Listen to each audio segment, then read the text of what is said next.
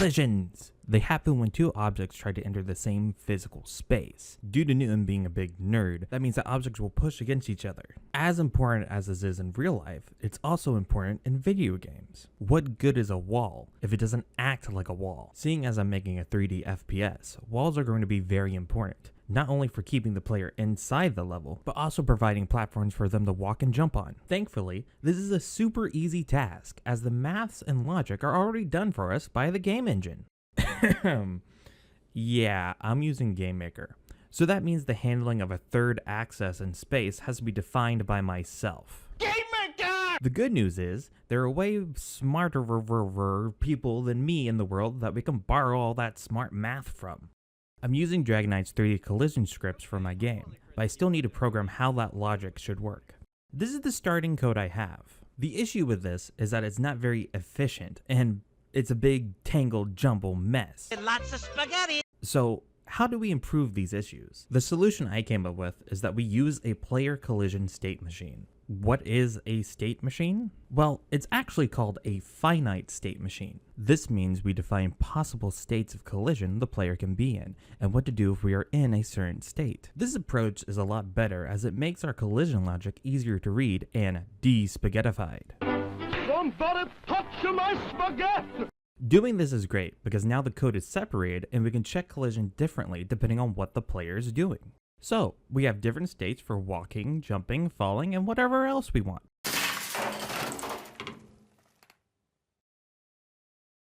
Oh, right. We actually have to do the logic for these states.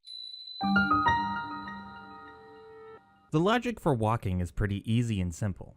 We just check where the player will be, and then check if there's any collision there. Simple.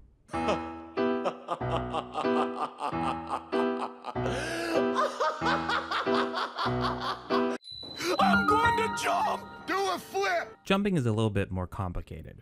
First thing we need to do is find out when the player wants to jump. So, we just go back into the walking code and... Oh. Let's just put that there then. So, when walking, the first thing we check is if the player wants to jump instead. Okay, so, if the player's on the ground and they want to jump, switch them to the jumping state. Now what? Well, how does jumping work? We set a value that's called Z speed. Yeah, up and down is Z. No Minecraft players, it's not Y, it's Z. See? Anyway. Z speed determines the change we need to apply to the Z value of our player. If Z speed is positive, we go up. If it's negative, we go down. Also, if we bang our head on the ceiling, we stop trying to go up. So, we check if the player wants to jump, switch them to the jumping state, give them some Z speed, and press... Oh. Because Newton is no fun, he decided that everything must have a force applied to them called gravity. So, what we need to do is if the player is not on the ground, but jumping, give them a positive Z, and start applying gravity to them. Eventually, gravity will cancel out the jump speed, and then we get to fall. Now, gravity isn't strong enough to pull us through objects, but it's enough to stop us from flying into the sky. So, if something happens to be in the way of us in the ground, we just stand on top of that thing. So, all we need to do for falling is find out where the ground is.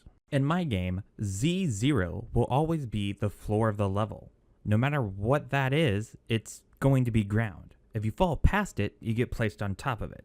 This logic does not apply to objects we want to fall on top of. So, how do we know if an object is stopping us from hitting the ground? Sure, we can just detect collisions with the object below us, but due to how fast we're falling, we can sometimes end up inside of it, or under it, rather than on top of it. So yeah, we can know that we're hitting something. We just don't know where the top of that something is. But there's a way to find out. Imagine an infinitely long arrow, starting from a position and then heading off in a direction. This is a raycast. So we check if the ray cast collides with anything and return that information. Okay, so something is wrong here. As it would turn out, Raycasts use a special math tool called Vector. It's a mathematical term, a quantity represented by an arrow with both direction and magnitude. Vector! That's me, with both direction and magnitude. Oh yeah! So, turns out, a raycast's origin is its position in 3D space, where its direction is a normalized vector setting how it should be cast out. What does normalized mean? What's the meaning of this? I'm normal. There's a lot of complex math involved here, but the basic of it is we just make the vector have a length of 1. We do this so that the magnitude of the vector is constant, and that makes comparing the origin and the direction vectors easier. And because we are using the vector in a raycast for a distance check, we want it to be accurate. In our case, because we're checking straight down, the vector is 0 on the x, 0 on the y, and -1z, meaning we want the direction of the vector to be downwards. Likewise, the direction of our raycast. There's just one problem. Because the raycast's position is from the player's origin, we sometimes get this scenario where the origin sees the ground below us, but it doesn't see the wall that will clip into the side of the player. So the solution to this? All the raycasts. Specifically, we cast a ray from each corner of the player's collision box and get the highest points found. Then we just stop the player at whatever the highest point is. And now we have found the ground. Thus solving the problem once and for all. Once and for all! Of course, I'm gonna have to be constantly tweaking this logic from time to time, but for the most part, the core collision system is finished.